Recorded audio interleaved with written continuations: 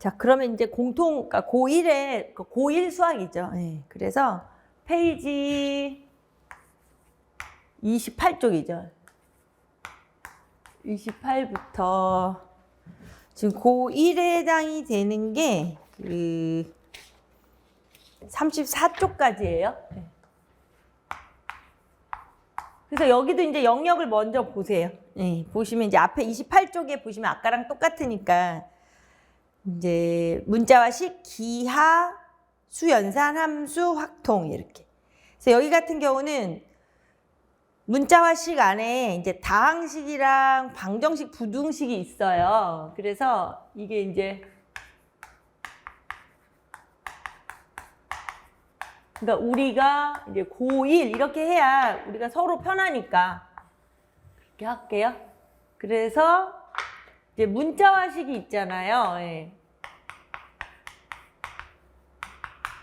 그 문자와 식을 보시면 거기에 이제 다항식 안에 다항식 연산 나머지 정리 인수분해 이것도 있지만 방부등식으로 해서 거기에 복소수가 보이죠. 예. 그래서 요게 여기 고1에서 약간 요걸 헷갈려 하는 사람들이 있어요. 왜냐면 이제 수 연산 안에 우리가 중학교 기준으로 하면 수체계 이러니까 이제 복소수가 이제 그렇게 들어갈 거라고 생각하면 안 되고요. 왜냐면은 이 복소수를 배우는 게 방정식 근 배우면서 복소수가 이제 나오게 되는 거기 때문에 여기 복소수와 2차 방정식 이렇게 있잖아요. 그래서 왜 그 녀석이 그 자리에 있는가 이런 부분을 좀 눈여겨봐 두세요. 안 그러면 헷갈리니까. 그렇죠? 그래서 문자화식에선 다항식도 되지만 방부등식이 있고 그 안에 복소수가 이제 등장을 하고요. 그 다음 또 여기서 말하는 또 기하도 마찬가지죠. 예. 그럼 여기서 말하는 기하는 또 우리가 중학교 기준으로 하면 다른 게 그때 중학교 때 종합기하니까 아까 뭐 입체, 도형, 평면도형, 삼각형, 사각형 이렇게 한 거잖아요. 근데 이제 여기에 기하는 해석기하로 그러니까 말하자면 좌표평면상으로 이동해서 해석기하를 배우게 되는 게 고등학생이다 보니까 이제는 도형의 방정식을 지도하는 거죠. 그래서 평면좌표부터 해서 원방에서 도형의 이동까지. 그러니까 그 차이를 우리는 알고는 있지만 또 다시 한번 중학교 거하고 이렇게 약간 확장이 된, 변형이 된 것들을 약간 보면서 또 전체적인 구조화를 잡는데 선생님들이 도움이 되시고 그렇다면 또 그렇잖아요. 수연산도 마찬가지라고요. 예. 그러니까 여기 이제 고1에서 말하는 수화 연산에서 말하는 게 마치 우리가 다른 게 들어있는 게 아니라 오로지 집합명제가 있는 거예요. 그러니까 조금 색다를 수가 있으니까 그런 걸 좀 조심하셔서 보시고 그 다음에 뭐 함수야 기본적으로 이제 앞에서 이제 1차 함수, 2차 함수, 그 포물선까지 중학교 때 배우고 그러니까 그거에 대해서 확장된 걸 배우면서 더불어 유리함수, 무리함수까지 배우는 거죠. 예. 근데 이제 유리함수하고 무리함수까지 배우는데 너무 퍼져나갈 것 같아요. 이쪽으로 빼줘야지. 그러니까 유리함수하고 무리함수까지 배우는데 그 또한 너무나 확장되는 걸 하는 건 아니고 이제 유리식, 예. 무리식 자체가 이제 유리함수, 무리함수의 정의를 배우기 위해서 유리식, 무리식을 조금 배우고 그 다음에 이제 전체적으로 유리함수, 무리함수에 대한 정확한 정의에 대해서 배우는 거죠. 그리고 마지막으로 이제 확통인데 여기에서의 확통은 통계는 아니고 이제 확률, 경우의 수. 그러니까 그 순열 조합을 여기서 이제 해도 되는 거죠. 이게 공부 개정에서 없어졌다가 없어진 게 아니라 이제 이사 갔다가 확률 통계라는 과목으로 이사를 갔다가 왜 그때는 이제 국민 공통 과목이 중3까지였기 때문에 그래 과정이 그래서 다시 이제 1호 개정이 이쪽으로 온 거예요. 예. 근데 그 맨날 왔다 갔다 해가지고요. 그래서 이쪽으로 이제 확률과 통계를 빼줄게요. 그러니까 여기에서의 확률과 통계는 거의 경우의 수다 이렇게 생각하시면 되는 거죠.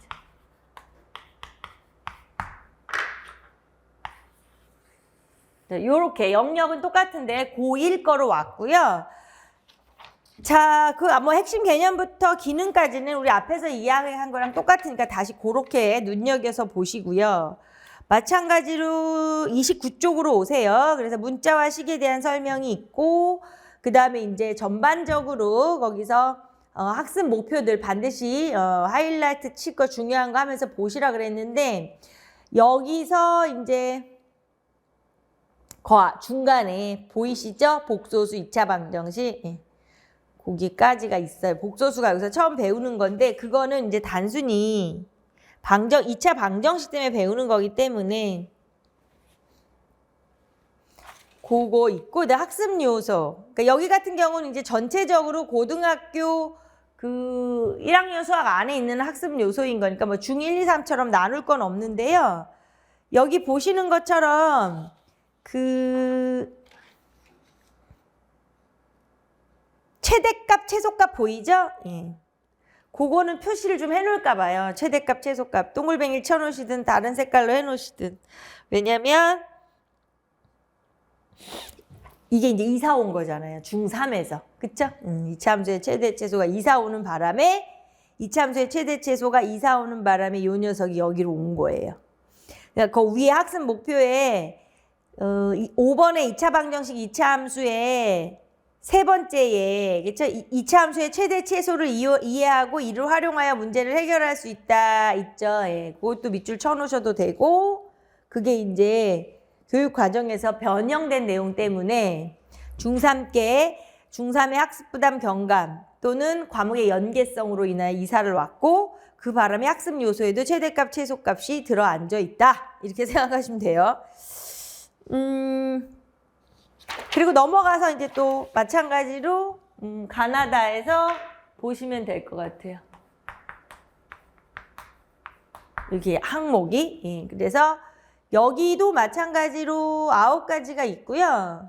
뭐 거의 이거는 이제 조립제법 같은 거 이렇게 복잡한 것들이 되게 많이 그 다항식에 너저분한 것들을 좀 정리했잖아요. 1호 개정에서. 그러다 보니까 조립제법도 뭐 다항식을 단항식은 나누는 연산하고 구체적인 예를 통해서 지도하라는 거예요. 예. 그리고 인수분해도 마찬가지로 중학교 때 배운 거는 물론이지만 거기서 약간 확장된 것들의 5가지 정도를 거기 제시하잖아요. 그러니까 그것도 그 선을 넘지 말라는 거죠. 예. 그리고 3번에 지금 제가 이야기한 거죠. 고등학교에서 추가된 내용을 이해시키라는 거죠. 추가된 것만. 그리고 방정식은 개수가 실수인 것만. 이 얘기를 하는 이유는 복소수를 배우긴 하지만 그거는 근 때문에 하는 거잖아요. 그래서 이거는 이제 개수는 실수인 걸 넘어가면 안 되고요. 그 다음에 지금 5번이 앞에 지금 제가 계속 얘기했던 최대값, 최소값 얘기고 여기서 이제 실수 전체, 뭐 제한된 범위, 온갖 최대 최소는 다 하면 되는 거예요. 옛날에는 그걸 막 중학교 때하고 고등학교 때 이렇게 나눠서 구별을 했는데 지금은 고1에서만 하니까 구별할 거 없이 이렇게 하면 되고 그 다음에는 그 6번에 미지수가 두 건 연립 2차 방정식 같은 거에서 이제 이것도 너무 복잡한 게 많아서 이게 한 개를 준 거예요. 1차식, 2차식이 하나씩 주어진 거든 뭐 2차식이 2개가 주어지면 하나는 또 인수분해가 간단하게 되는 것이든 뭐 이렇게 이 교수학습 방법 자체에서 학습량 부담 경감하고의 연결을 좀 하기 위하여 이렇게 한 개를 해둔 거예요. 안 그러면 막 너무 선을 넘어가면 안 되니까. 교수학습 상황에서도 선을 넘어서면 안 되니까. 그리고 이제 7번 마찬가지죠. 중학교 내용이랑 비슷하죠. 예. 필요성, 유형성. 그다음에 8번에서도 마찬가지죠. 중학교 때 이제 연립 1차 방정식은 배운단 말이에요. 예. 근데 그 A, B, C와 같은 형태의 연립 1차 부등식도 고등학교 1학년에서 이제 할 수 있다. 하나 확장을 시킨 것이다. 그리고 9번에 이제 우리가 이걸 계속 지도는 하지만 이게 옛날에 다 용어 안에 있었던 거예요. 그래서 되게 너저분한 게 많아서 이제 이러한 것은 학습 상황에서만 사용할 수 있고 더 나아가서 우리가 아직 투투는 안 했지만 투투에서는 용어 이걸 좀 더 간단하게 추진했더라고요. 예. 자, 다항목도 보시면 복잡한 인수분해. 항등식 나머지 인수분해 복잡한 거, 판별식 활용하는 복잡한 거, 근각계수 활용하는 복잡한 거 이런 거 다 안 한다는 얘기죠. 그러니까 여기에는 제가 다루지 않게 되는 주체를 보라 그랬어요. 자, 그래서 문자와 식에서 조개 있고요. 기하로 가서 여기서의 기하는 해석기하다. 그래서 평면 좌표부터 도형의 이동까지다. 얘기를 했죠. 그래서 많지는 않고요. 나항목에 가서 바로 보시면 중학교에서 학습한 내용과 연계하여 다룬가 이거죠. 중학교에서 직선의 방정식을 배웠죠. 중2 때 1차 함수 배우면서 배워요. 예. 그때는 이제 1차 함수를 좀 1차 함수에 포커스를 맞춰서 배우고, 그 다음에 원의 방정식은 원의 방정식이라는 형태를 해석계화적으로 배우지는 않죠. 예. 하지만 원에 대해서 배운 거를 이제 확장을 시킨다는 거예요. 그래서 여기서 중학교에서 학습했다는 건 종합기하다. 그 얘기를 보시면 되고, 그 다음에 2번도 마찬가지죠. 지금 계속 제 얘기가 기하와 대수의 연결성을 이해할 수 있도록 다양한 교수 학습 경험을 제공한다. 왜냐면 갑자기 해석기하로 넘어왔으니까. 그 다음에 직방, 원방, 도형의 이동을 다룰 때 공학적 도구를 한다는 거. 좀 권장하는 거예요. 권장. 그 다음에 이제 5번 같은 건 조심해야 돼요. 좌표 쪽의 평면 이동을 이제는 다루지 않게 된가. 무엇을 다루지 않는가. 이런 건 조심하시고, 내분, 점, 외분, 점, 원의 방정식 이런 거는 이제 용어에서는 없어진 거예요. 내분, 외분 이런 건 살아있지만. 원의 방정식도 원이라는 걸 중학교 때 배우고 이제 원의 방정식의 형태를 배우는데 이걸 용어와 기호로 인하여 학생들이 원이랑 원의 방정식이 다르다고 생각을 하는 거예요. 원의 방정식은 원을 표현하는 방법인데 그걸 헷갈려하고 이래가지고 이제 여러 가지 이유상 이렇게 정선을 한 거죠. 그래서 이제 다의 1번도 마찬가지예요. 도형을 좌표 평면에서 다룬다는 이게 지금 이 기하의 핵심이에요. 고1의 기하는 해석 기하적인 거고 이러한 거를 학생들이 경험하지 못한 걸 고등학교 1학년 때 와서 처음으로 경험을 하는 거기 때문에 그렇지만 물론 좌표 평면하고는 익숙하죠. 함수를 2차 함수까지 중학교 때 배우고 왔으니까. 하지만 이것 때문에 자꾸 이런 말이 나오는 거예요. 도형을 갑자기 왜 좌표평면에 나타내? 우리는 좌표평면에다가 함수 그래프만 그렸었는데 애들이 이럴 수 있잖아요. 자, 그 다음에 여기서도 또 하나 나오죠? 과정중심 평가하는 게 기하의 주요 개념에 대한 이해를 평가할 때 과정중심 평가다 하는 게 하나 나오잖아요. 여기에 다에 그쵸? 과정중심 평가가 하나 있어요. 아까 중학교에 통계에서 하나 있었죠? 네, 여기 하나 있어요. 넘어갈게요. 3번으로요. 자, 수연산에서 이제 집합명제, 새롭다, 집합명제다 이랬어요. 그리고 요것의 또 하나의 또 색다른 것은, 그쵸?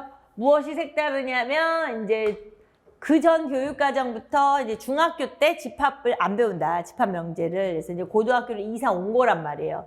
공부부터 안 했고 이사 와서 자리 잡으면서 하는 거라 이제 고등학교에만 있는 건데 지금 학습 요소가 좀 많죠. 예, 그래서 거기 많은 것들을 좀 보시고 그 다음에 나 항목에서도 이제 집합의 연산 법칙 같은 것도 대단히 많았던 걸 다 추스려서 이제 벤 다이어그램으로 확인하는 정도로 그러니까 너무나 그 연산 법칙을 대수적으로 하는 건 다 없어지고 그 다음에 2번은 학생들이 너무 어려워하죠. 모든 어떤 이런 거. 그래서 이제 그런 명제는 구체적인 거를 좀 가지고 다루어라. 그리고 3번도 마찬가지예요. 수학적인 문장을 이해하는 수준으로 축소가 됐어요. 예전에는 이제 언어적인 것도 많이 있었는데 그러다 보니까 이제 혼동이 많이 와서 수학적인 문장을 이해하는 수준. 그리고 명제 증명을 하긴 하는데 되게 간단한 것들은 해요. 그리고 조건에서도 이제 구체적인 예.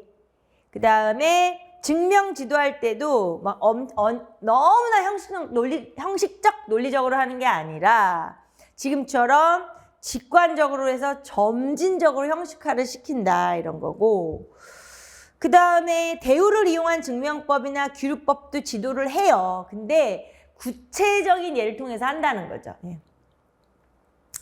그리고 결국에는 이 집합명제라는 자체가 사실은 옛날에도 우리가 중학교 1학년의 대문 단원이잖아요, 이게. 그랬던 이유가 바로 지금 8번인 거잖아요. 이 집합명제라는 게 수학 전체의 내용을 아우를 수 있고 사실 집합론 자체가 정리가 되면서 우리 수학이 더 많이 발전된 거잖아요. 형식화, 기호화되면서. 근데 학생들은 그런 필요성을 아직 모르기 때문에 그냥 무조건 집합명제가 어렵다지만 사실은 이 8번의 의미는 되게 의미가 큰 거예요. 이게 수학의 전체를 아우를 수 있는 거랑 이게 그 집합명제가 그냥 가장 우두머리인 거죠. 그러면 거기에서 다 표현이 되는 건데 이제 학교 수학에서 교수학적 변화를 하다 보면 그렇게만 지도할 수는 없으니 중학교에서 이제 빠져나가고 고등학교로 오고 그렇지만 8번에 관련된 그 필요성과 유용성에 대해서는 학생들에게 상당히 그 많이 이렇게 간접이든 직접이든 전달을 해줘야 하고요. 그다음에 9번도 마찬가지로 원소나열법, 조건제시법 이런 걸 우리가 설명을 하죠. 하지만 이걸 굳이 용어와 기호 안에서 학생들을 헷갈리게 할 필요가 없어서 이제 이렇게 된 거 5가지 있는 거 한번 보시고요. 그다음에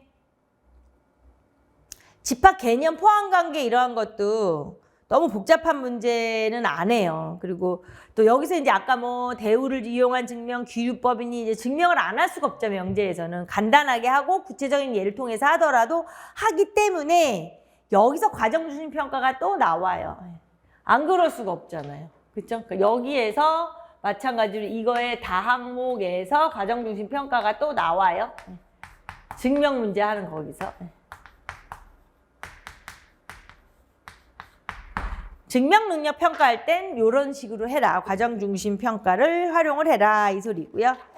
자, 함수로 넘어가서 함수도 이제 고1에서 하는 함수, 아까 말한 함수하고 그다음에 이제 유리함수, 무리함수까지 지도를 하죠. 그래서 그 나로 여기에 이제 가항목 위치된 거 잘 보시고요. 새로운 것들이 많이 나오는 게 정의역, 치역, 공역 이런 것들이. 그러니까 이제 중학교에서는 이 정의역, 치역 으로서 함수를 지도할 수가 없잖아요. 근데 고등학교에 와서는 이제 그 아까 집합 명제를 했기 때문에 이제 정의역, 치역 이런 얘기를 사용할 수 있으니까 함수의 지도가 약간 확장이 된 거죠. 그래서 거기에 이제 1번에 함수의 개념은 중학교에서 학습한 내용을 확장하여 주어진 두 집합 사이의 대응 관계를 통해 이해하게 한다 이랬죠. 근데 아까 그럼 중학교 때는 그냥 대응 관계를 이해시키는데 이번엔 집합을 갖고 이해시킬 수가 있는 거잖아요. 그래서 사실은 이 함수에서요. 그 1번은 좀 기억을 해 두셔야 되겠죠. 함수의 1번. 그쵸? 아까 중학교의 함수의 5번. 중학교 함수 5번. 예, 이거 고1의 함수 1번. 이렇게 하면 벌써 느낌이 오시죠? 예. 그리고 2번 똑같죠? 아까 중학교에서도 이 얘기가 있었잖아요. 그리고 3번 1:1 대응 항등 상수 1:1 함수 합성 역함수 이거 되게 어려워하죠 학생들이. 그러니까 이거를 이제 막 그 형식적인 우리가 완전한 집합 용어 기호 사용해가지고 일반적으로 대학교에서 배우는 용어로서 지도를 하면 안 되니까 구체적인 예를 통해서 먼저 지도하라는 거죠. 그리고 유리식, 무리식 이게 아까 제가 유리, 무리 함수를 지금 지도하는 선에서만 하는 거고 그 다음에 대응으로 정의된 함수의 예를 찾아보는 활동도 충분히 시킨다는 거죠. 대응으로, 대응. 그리고 이제 다는 여전히 똑같아요. 예. 근데 다의 2번이 이제 유리함수, 무리함수 그 기본적인 형태만 하는 거예요. 평행이동 너무 많이 하고 이런 변형된 형태를 많이 다루지 않는다. 그런 뜻이에요. 유리함수, 무리함수는. 자, 그 다음에 이제 확통 마지막이죠. 고1의 마지막 경우의 수 순열 조합이라서 여기서도 마찬가지로 이제 중학교 때는 합의 법칙, 곱의 법칙을 용어를 쓸 수가 없잖아요. 합으로 구하고 곱으로 구하기는 하는데 그래서 여기서 이제 합의 법칙, 곱의 법칙 이런 거 사용해도 되고 순열, 계승, 조합 이런 용어, 기호도 지도하고 그런 걸 다 하죠. 그래서 나의 1번에 그 얘기를 하는 거죠. 합의 법칙, 곱의 법칙 용어를 써도 되고 그런 거에 대해 차이점을 정확히 구별해서 지도해야 하고 그 다음에 이제 2번도 마찬가지예요. 이것을 너무나 복잡하게 하면 안 되기 때문에 직접 나열하거나 수용도 이런 식으로 이제 막 연습을 시키고 나서 일반적으로 구하는 방법을 이야기하는데 여기서 일반적으로 구하는 방법이 공식, 순열과 조합의 공식을 지도하는 거거든요. 근데 그걸 먼저 공식 지도로 들어가지 말고 구체적인 예를 통해서 충분히 활동을 한 다음에 순열 조합의 공식을 지도해라 이 소리예요. 그리고 실생활 문제를 해결해야 하는 건 당연한 얘기가 되겠죠. 지나치게 복잡한 문제 하지 않는다 하는 게 이제 마지막 확통 얘기가 돼요. 여기 많지는 않지만 그래도 되게 중요한 부분. 이게 고1 영역이에요. 고1 영역. 그러니까 이제는 중3이랑 그리고 이제 결과적으로 먼저 말씀을 드리면 중3이랑 고2, 중1, 1, 3이랑 조금 전에 했던 중1, 3이랑 고1 여기 영역은 그 나 항목을 좀 물론 가나다 다 똑같은데 가 항목이라는 거는 그 핵심 용어를 기준으로 연습을 하시면서 하지만 나 항목은 좀 이렇게 문장이잖아요. 그러니까 그 흐름은 반복을 해서 좀 거의 완벽하게 알아두셔야 돼요. 중1, 3학년군이랑 고1 거, 나 항목은. 그러면은 이제 이제 선택으로 넘어가죠. 그러니까 우리가 교육 과정 안에서 이제 뭐 흔히 고2 때 배운다라고 표현을 하는 게 수학 1이랑 수학 2예요. 그래서 이제 선택으로 넘어가면 페이지 35페이지가 돼요. 노란색으로 써놓을까요?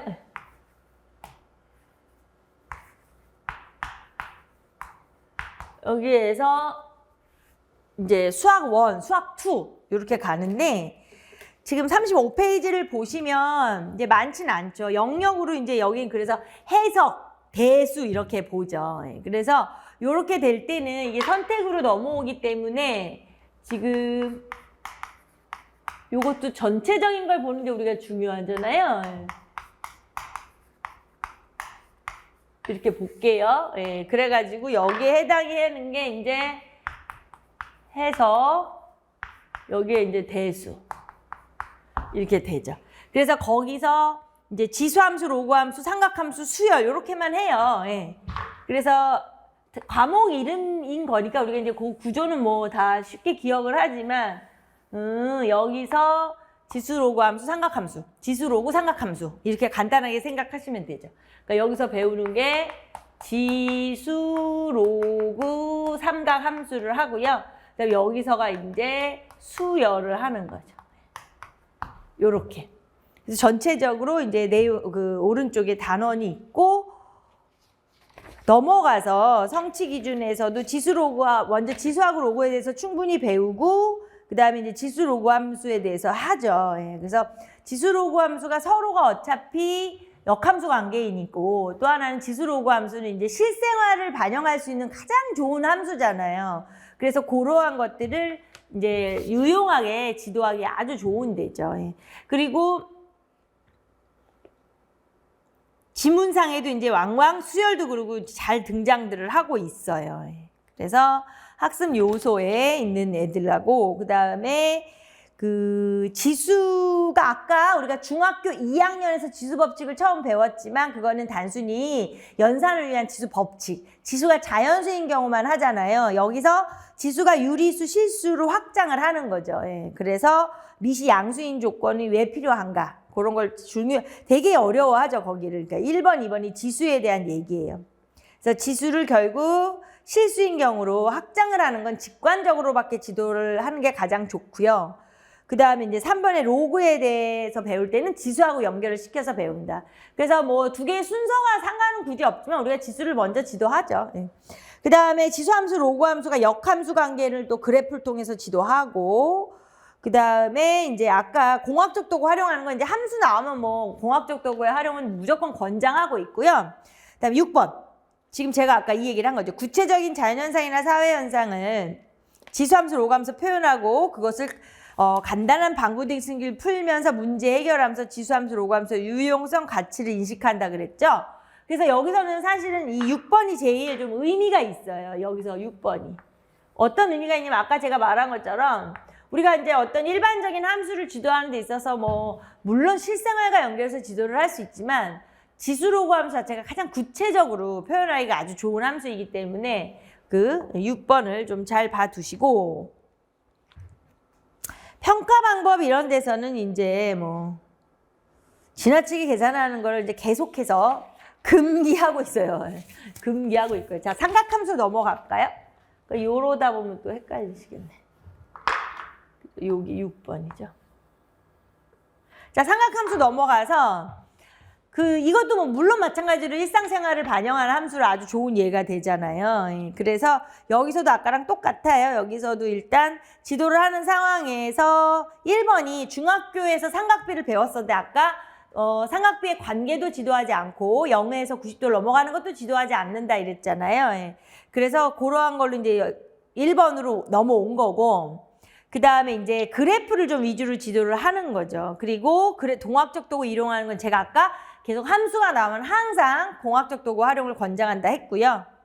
그 다음에 이제 4번, 5번이, 결국 4번, 5번, 6번이 지금 이 삼각함수의 핵심이 되는 건데 4번에서가 이제 사인 법칙, 코사인 법칙 같은 걸 하면서 각의 크기, 변의 길이 관계를 갖고 이제 활용을 하는 문제를 통해 5번처럼 도대체 삼각함수가 얼마만큼 유용한가를 하는 거죠. 요게 아까 중학교 때도 요걸 사인 법칙, 코사인 법칙을 한 건 아니지만 삼각비를 왜 배우는지, 그죠? 등대까지의 거리, 강을 건너갈 수 없는데 산을 타고 올라갈 수 없는 뭐 이런 걸 하는 게 이제 고등학교에 와서는 사인 법칙, 코사인 법칙으로 구체화 시켜가지고 이제 정말 삼각함수가 되게 유용하구나 이제 이런 걸 하는 게 4번, 5번 얘기고요. 여기도 마찬가지로 6번 얘기가 그거예요.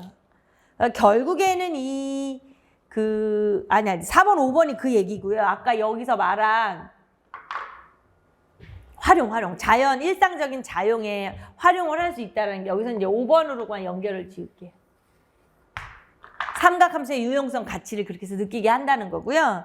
그 다음에 이제 6번에서는 이제 삼각함수를 이용한 방정식, 부등식이 너무나 복잡하고 어려우니까 이제 좀 그래프를 해석하거나 또 아주 간단한 경우만 하거나 주어진 이렇게 제한된 구간을 주는 거죠. 안 주기함수가 되다 보니까 너무 어려우니까.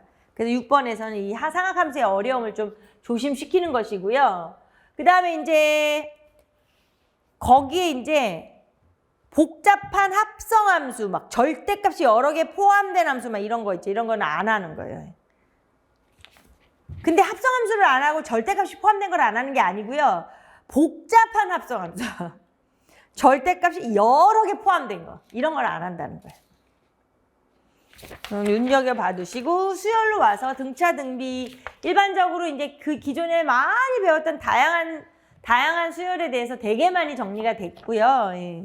이제 공국 예정부터 정리가 됐죠. 예. 그리고 일반항을 막 굳이 막 공식을 외우고 이러는 건 등차 등비 외에는 거의 균합적으로 다 하게 하니까 많이 바뀌었죠. 자, 그래서 학습 요소, 그 다음에 거기에서 이제 그 시그마 AN에 대한 것이 있기 때문에 SN의 기호는 용어에서 나왔어요. 예. 그리고 나항목에 가서 여러 가지 수열합에서 이제 자연수의 거듭 제곱 합과 수열의 합의 간단한 거. K, K제곱, K3제곱 이렇게 간단한 것들 그런 거하고 자연수에 해당하는 것 아니면 어느 정도 간단한 것만 하는 거. 그 다음에 이제 균합적으로 한다는 거죠. 수열을 일반항을. 아까 말한 것처럼 공식 외워서 하진 않고. 그 다음에 이제 수학적 균합법에 대한 것을 뭐 아주 논리적으로 지도할 수는 없기 때문에 이제 원리 이해 정도로 한다라는 거.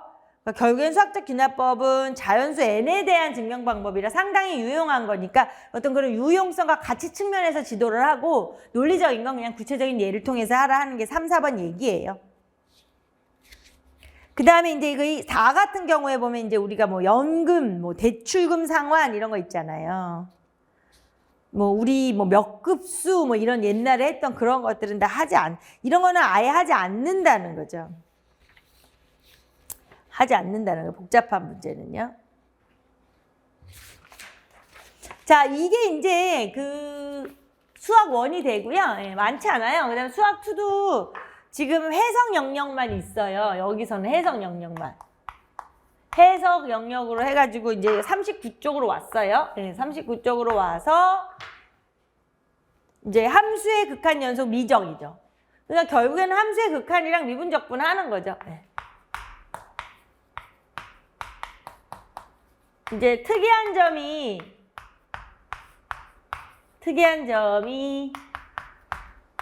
수열의 극한이 이제 미적분으로 건너간 거죠. 예전에는 수열의 극한을 먼저 했는데 이게 이제 바뀐 거죠. 자, 그래서 함수의 극한 미분적분 그 영역에서 보시면서 또 넘어가서 학습 요소에서 이제 학습 요소들이 여기서 이제 새로운 것들이 되게 많죠.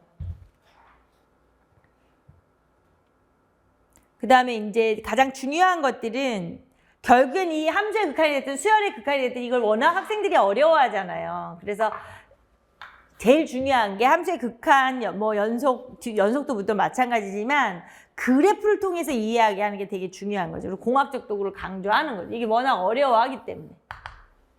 그래프. 그다음에 공학적 도구를 이용하게 하고요. 그다음에 결국에는 이제 뒤에 가는 연속 또는 미분을 배우기 위한 중요한 거죠. 극한이. 그래서 연속과 미분을 이해하는데 필요한 정도로만 지도를 한다는 거죠. 마찬가지로 아까랑 똑같아요. 복잡한 합성함수, 뭐 절대값 이런 거. 여러 개 있는 건 좀 지도하지 않는다. 이렇게 돼요. 많지가 않고요. 계속 반복이 돼가지고 이제 혼자 보시기에도 편하실 거예요. 그래서 미분으로 가서도 여기가 지금 일단 기본적인 수학 2에 나오는 미분이라서 미분에 대한 정의를 배우는 거죠. 예, 그래서 미분계수의 기하적 의미에 대해서 배우죠. 여기서 이제 그러면서 그래프 통해 배우고 직관적으로 배우고. 예.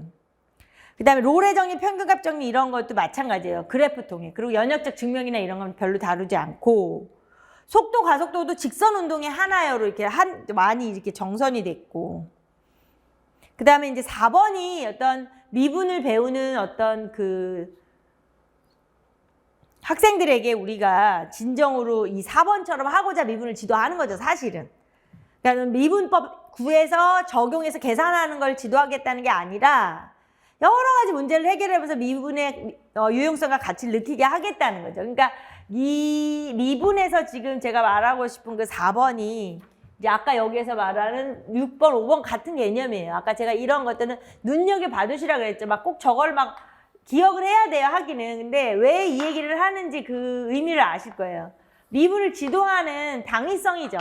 그러니까 미분 계산이나 시켜가지고 하려는 게 아니죠. 미분이 얼마나 아름답고 얼마나 가치 있다라는 걸 이제 지도해야 하는 4번이고, 다는 마찬가지예요. 계속 반복되는 내용이니까 보시면 돼요. 그 다음에 적분으로 넘어가서,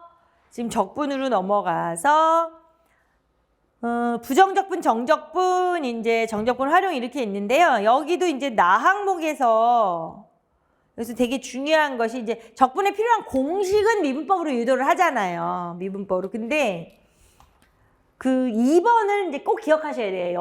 여기에 적분에서 2번은 꼭 기억을 해야 되죠. 예. 나중에 어차피 이 많은 걸 외우려면 힘드니까 이렇게 하나씩 먼저 외워두면 편해요. 예. 그러니까 급수의 합을 이용한 정적분의 정의를 여기선 다루지 않죠. 왜? 여기선 함수의 극한만 배우고 수열의 극한을 미적분에 가서 배우니까 수열의 극한을 배워야 급수를 배울 수가 있잖아요. 예, 그래서 대신에 이제 정적분을 그럼 어떻게 정의할 것이냐. 요게 이제 빈칸에 제가 해놓은 fx의 부정적분에 대한, 그쵸?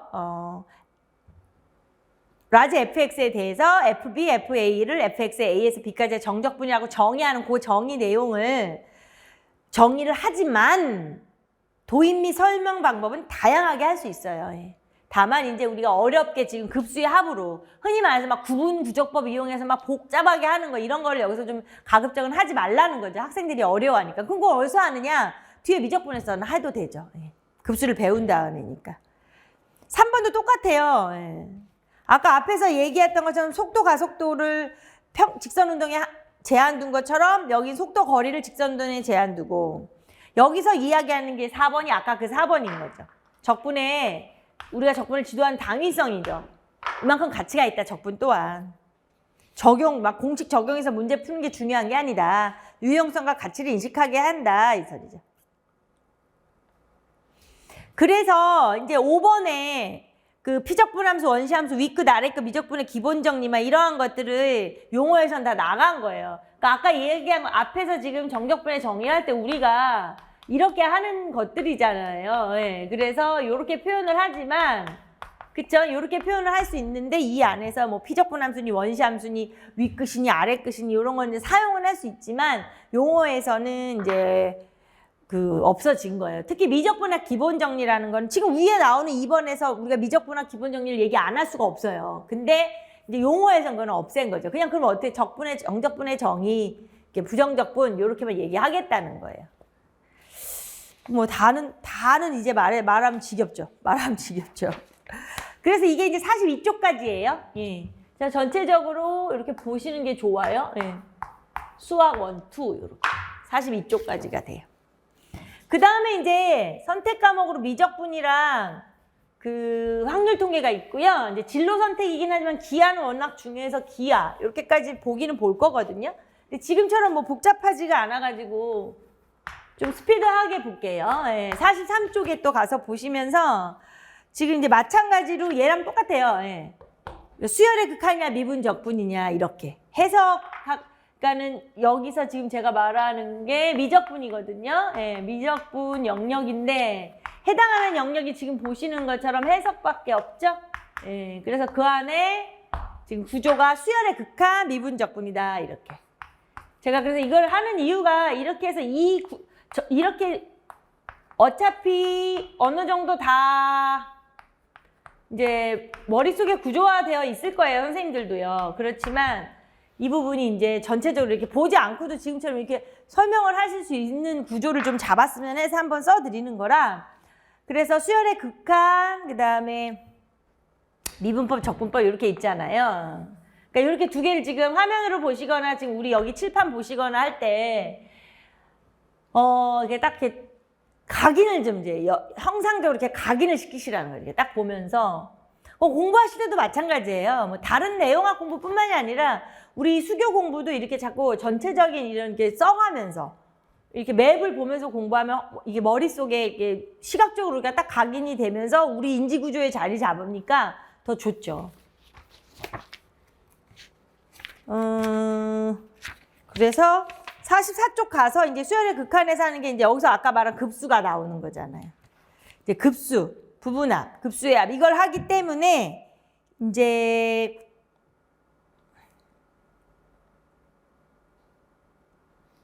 정적 이제 구분 구적법도 하고 하는 거죠. 여기는 그래서 제가 뭐 빈칸 이렇게 궁수 안 해놨어요. 예.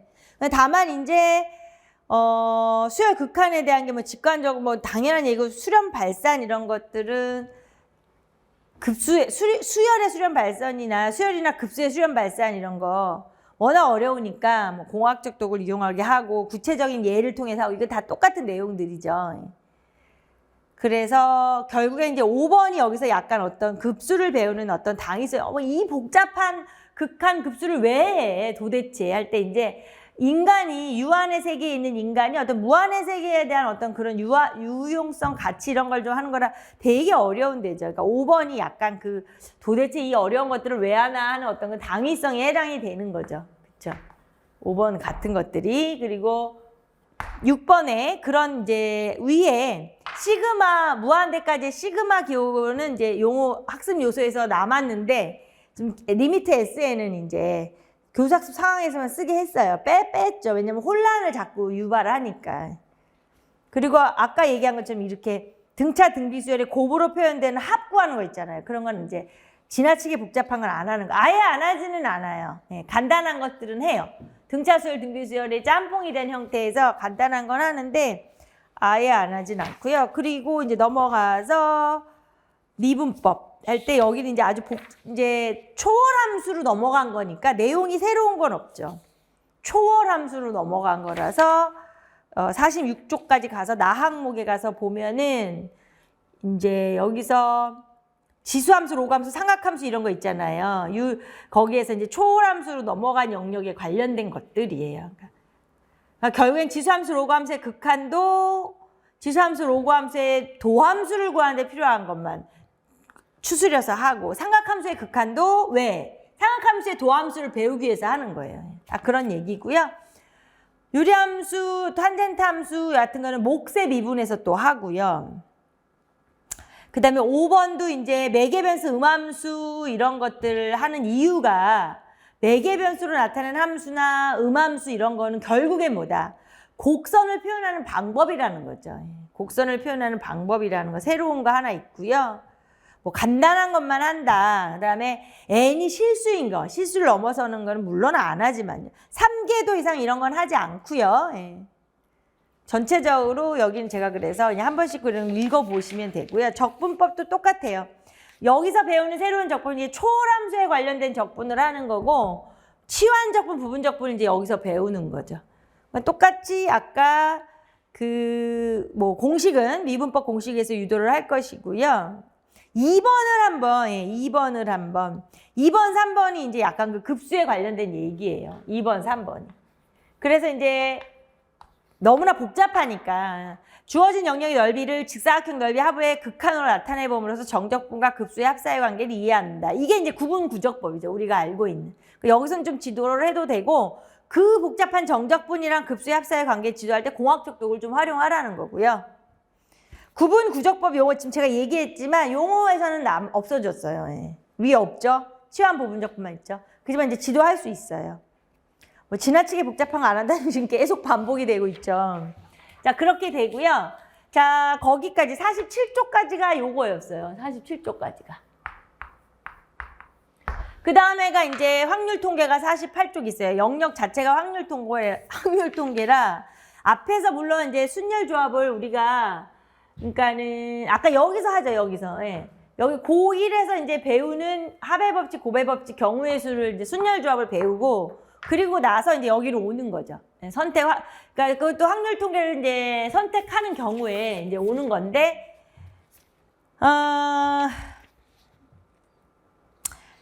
영역은 확률 통계, 경우의 수 확률 통계가 있고요. 예, 넘어가서 이제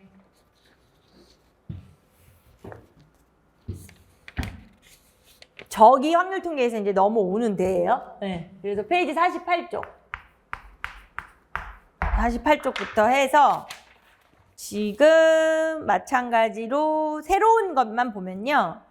여기서 이제 앞에 기본 순열 조합은 안 하고 와서 여기 보시는 것처럼 학습 요소 보시면 49쪽에 원순열, 중복순열, 이게 중복조합 요걸 배우는 거죠. 이제 여러 가지 순열을 배워요. 이 안에서. 예. 근데 그게 이제 아까 저쪽 고1에서 이쪽으로 영역이 이제 연결가 되는 거예요. 그 다음에 이제 여기도 보시다시피 뭐 염주순열 이런 거 요즘 학생들이 이거 뭐 알지조차도 않는데 이제 그런 것이 있는 이제 원순열 같은 건 안 하고요. 그 다음에 또 조심해야 할 게 허수단이 포함된 이항정리 이런 건 안 하고 항이 3개의 다항정리 이런 것도 안 하고 이렇게 하지 말아야 될 선이 있는 거예요. 이런 거 눈여겨보시고. 이제 확률로 넘어가서는 여기서 이제 통계적 확률, 수학적 확률 요 영어를 하는 거죠. 아까 우리가 중학교에서 얘기했었죠. 중학교 2학년 확률을 할 때 이제 실험 관찰을 통해서 충분히 경우의 수의 비율로서 한다라든가, 그쵸? 어떤 그때는 이제 계속 동전을 던져보면서 하지만, 상대 도수의 비율로서 할 때 동전을 뭐 100번 던져, 50번 던져 이런 실험을 해요. 그래서 상대 도수의 비율로서의 확률이냐, 경우의 수의 비율로서의 확률이냐 이런 걸 할 때 사실은 이제 통계적 확률임에도 불구하고 통계적 확률, 수학적 확률 이런 용어를 사용하진 않죠. 이제 그런 게 이제 여기서 한다는 거죠. 그리고 여기 2번, 5번, 2번, 3번 있죠. 50페이지에 나 항목에 2번, 3번이 있어요. 지금 여기에서 50페이지에 나 항목에 지금 페이지 50페이지로 가서 나 항목이 2번, 3번 할게요. 네. 왜냐하면 페이지 50페이지에요. 나 항목 얘기하면서 2번, 3번에 체크해 놓으시고 이게 이제 통계적 확률과 수학적 확률의 관계 여기서 지금 제가 얘기한 거죠. 이거를 이제 중학교 때는 용어를 사용하지는 않았지만 많이 했었죠. 그래서 충분히 많은 횟수의 시행을 구현하기 위해서 필요한 건 공학적 도구가 되겠고 그 다음에 수학적 확률이라는 걸 달 때 근원 사건이 발생 가능성 동등하다는 건 아까 중학교 때도 이렇게 하잖아요. 6번, 7번. 그러니까 요거 2번, 3번 하고요. 연결시키셔서 생각을 하시면 돼요. 아까 제가 중학교에서 확률과 통계 6번, 7번이었어요. 이렇게. 우선 그렇게 해놓으세요. 지금 거기다가도 중학교 이렇게 다른 색깔로 중학교 6, 7 이렇게 연결해 놓으세요. 나중에 또 보게 되면 아 이게 그쪽하고 연결시켜서 이해해야 되는구나 이렇게 하게. 왜 그러는지는 제가 정리해 드리는 대로 그냥 해 놓으시고요. 그다음 뭐 4번 복잡한 거 안 하는 건 그러고 독립시행은 결국 이항분포하고 연결이 될 수밖에 없는 거고 그다음 여기도 이제 좀 조심해야 돼요. 세 사건 이상의 서로 배반, 그러니까 세 사건 이상의 뭐 배반이니 독립이 이런 건 안 해요. 3개 이상 되는 거. 그러니까 하지 않는 걸 조심해야 되고요. 그다음에 조건부 확률에 대한 이해평가를 할 때 과정중심평가한다. 요게 유독 아까 앞에서 과정중심평가 제가 얘기 많이 했었잖아요. 그러니까 요 다의 1, 2는 체크해 놓으세요. 네. 색다른 거라. 다 항목의 1번, 2번은. 세 사건 이상 하는 거. 그 다음에 이제 언제 과정중심평가 얘기가 여기 과정중심평가가 지금 나온 얘기 여기에요. 아까 고1에 집합 명제에서 하나 나왔죠. 증명능력 평가할 때. 저쪽에 있는데 이제 아까 했던 얘기고요. 그다음에 이제 통계로 가서 여기서 이제 되게 이제 복잡한 용어나 이런 것들이 많이 나오죠. 근데 사실은 이제 출제되는 게 우리 저번에 뭐 여러 가지 이제 확통에 대해서 수교재에서 이제 배운 다음에 중심극한 정리하고도 연결이 돼서도 출제가 되긴 돼요.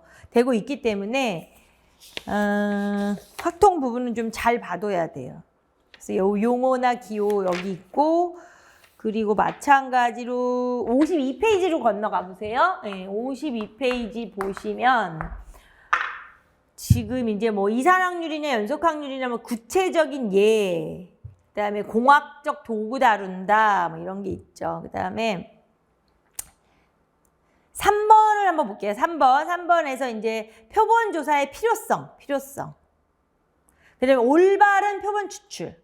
올바른, 제가 말하는 것들 좀 표시해 놓으시면 좋아요. 올바른 표본 추출을 해야만 결국에는 이제 모집단의 성질을 예측하는 기본 조건이 된다라는 거죠. 공학적 도구 활용한다라는 거, 뭐 이건 늘 강조하는 거고요.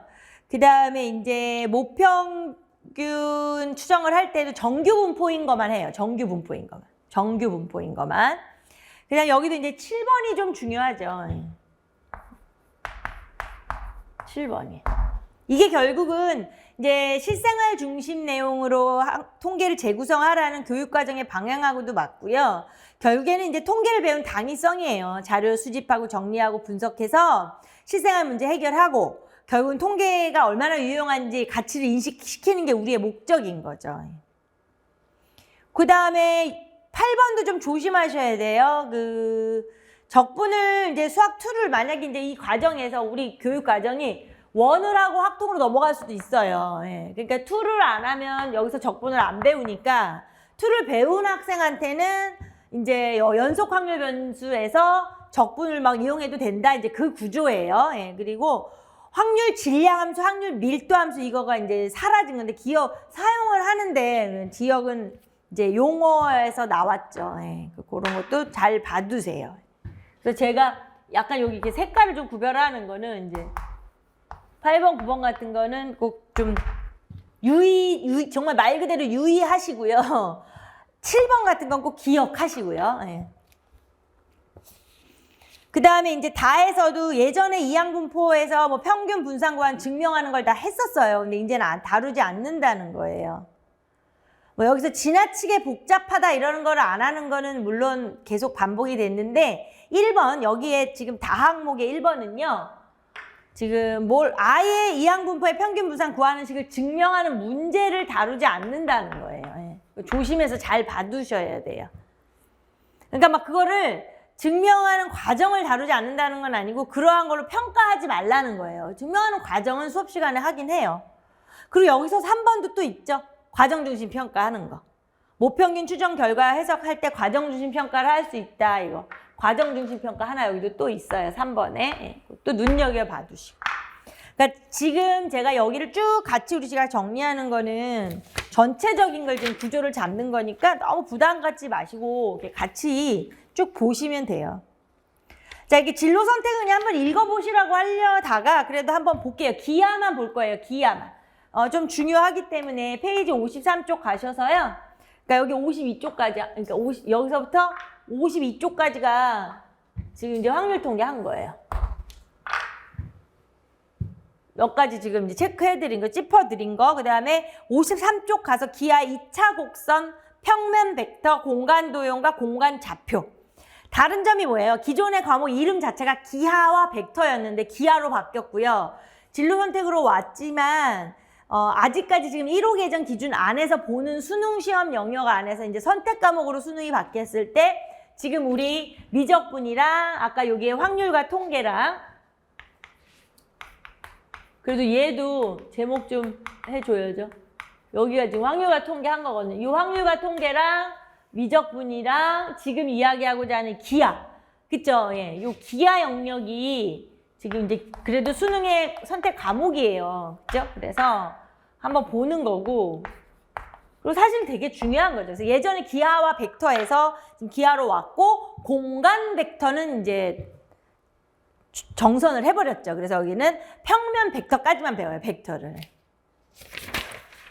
그래서 2차 곡선 안에서 이제 포물선, 쌍곡선, 타원 이제 이러한 것들을 정확하게 그거에 대한 걸 그 원뿔을 절단을 해서 나오는 그 연계를 시켜서 실생활과 연계를 시켜가지고 되게 유용한 단원이긴 해요. 그래서 여기서 나 54쪽에 나의 1번. 사실 이게 되게 중요한 거예요. 그건 기억을 하셔야 되고 1번 표시해 놓으시고 왜냐면 이제 원뿔 절단에서 얻어 나오는 이제 그 다양한 포물선, 타원, 쌍곡선이 나오는 것을 지금 되게 실생활하고 연결해서 아주 재미난 수업이에요, 사실은. 그리고 그거 기하적 대상을 대수적으로 다룰 수 있다라는 게 너무 중요한 게 되는 거죠.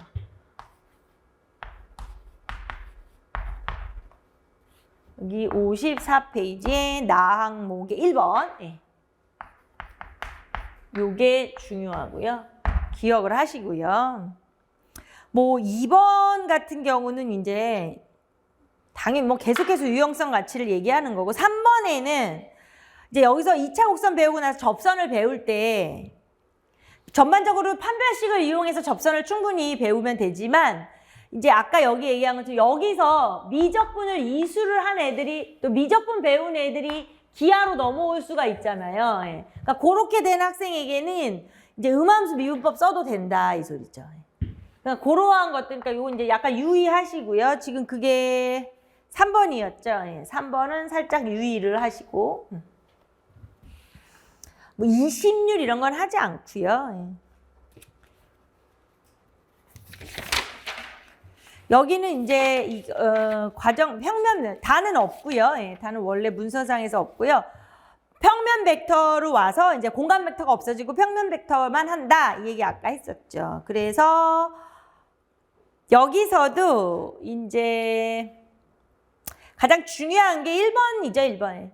이제 벡터를 어떻게 표현할 거야, 어떻게 탐구할 거야, 이 정도의 어떤 벡터의 그러니까 정말 말 그대로 맛만 보여주는 거죠. 맛만. 예전 같아 아니라서. 그래서 이 기하가 이렇게 어려운 내용 차라리 조금 그렇죠?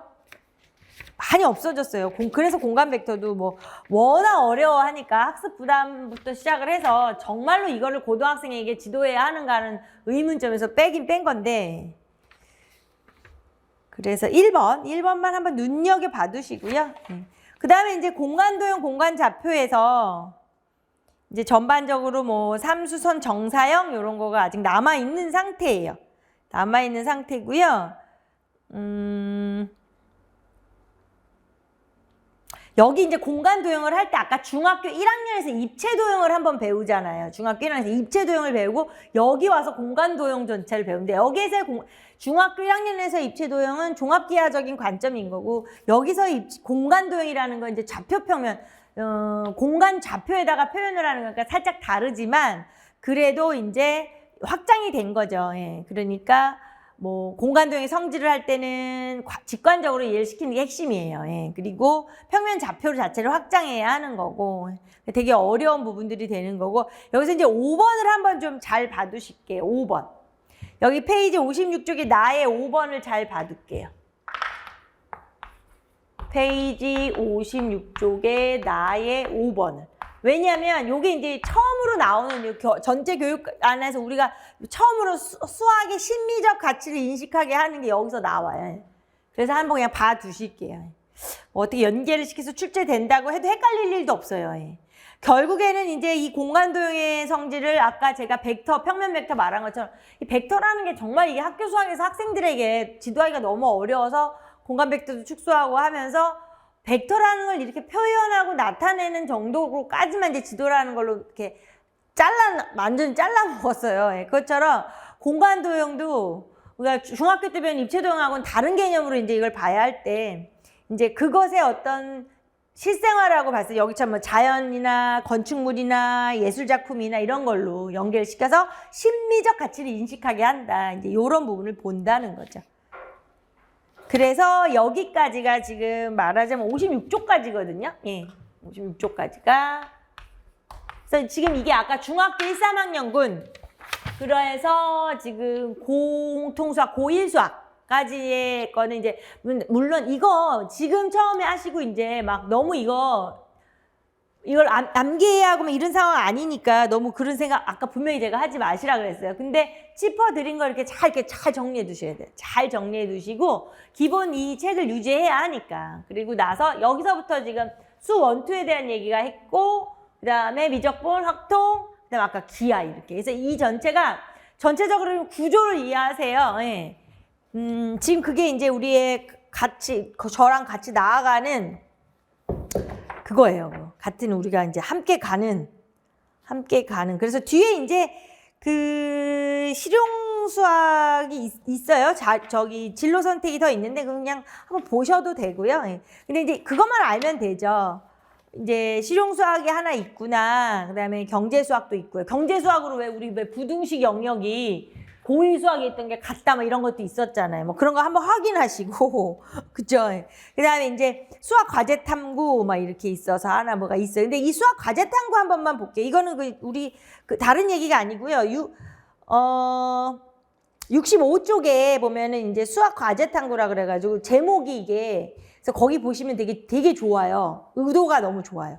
수학 과제를 탐구하는 올바른 탐구 방법과 절차를 습득하고 연구 윤리에 대해서 이해한다. 뭐 하는 게 되게 재밌어요. 근데 이것이 현실에서는 그러진 않고 이걸 왜 보라 그랬냐면요. 이제 과목 이름으로 수학 과제 탐구라고 해서 실제로 이러한 것들을 좀 많이 이렇게 진행을 해야 되는데 수학 과제 현장에서는 그렇게 많이 이게 이루어지진 않아. 뒤에 지금 제가 안 본 거는 기하까지만 거의 교과서도 거기까지만 우리가 다뤄지고 있고 해서 지금 하는 얘기가 뭐만 기억을 하냐면 그냥 실용수학, 경제수학, 수학 과제 탐구 이런 게 더 있잖아요. 그거는 이게 자꾸 기억만 해두시면 돼요. 실용수학, 경제수학, 수학 과제. 근데 그것도 이제 개정이 돼버려가지고 그렇게 강요는 안 해요. 그냥 있구나만 아시면 돼요. 그냥 아니면 여기 세세한 내용은 안 읽어보셔도 돼요. 네. 근데 전체적으로 여기까지가 66쪽까지가 우리가 1호 개정에서 말하는 고등학교까지 전 과정이 된 거예요. 그냥 그렇게만 하시면 되지 전혀 집착하지 마시고요. 예. 자, 그럼 여기까지 이제 1호 개정에